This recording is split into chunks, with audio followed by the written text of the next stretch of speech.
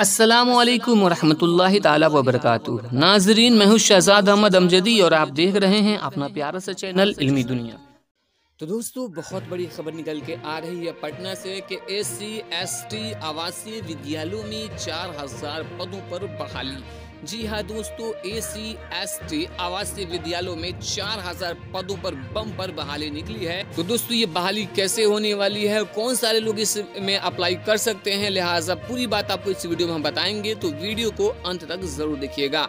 Video को शुरू करने से पहले छोटी सी गुजारिश कि अगर अभी तक आपने हमारे चैनल को सब्सक्राइब नहीं किया है तो सब्सक्राइब करके बेल आइकन को दबा लें ताकि आने वाले लेटेस्ट वीडियोस का नोटिफिकेशन आपको मिलता रहे।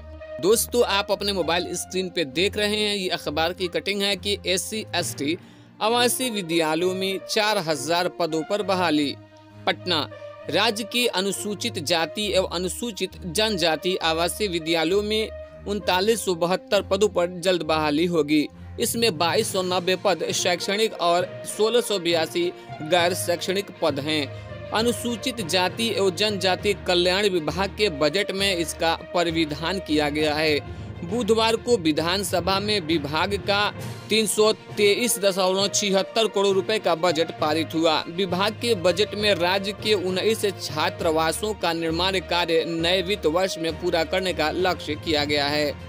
इसके लिए 104.69 करोड़ रुपए की राशि का प्रावधान किया गया है।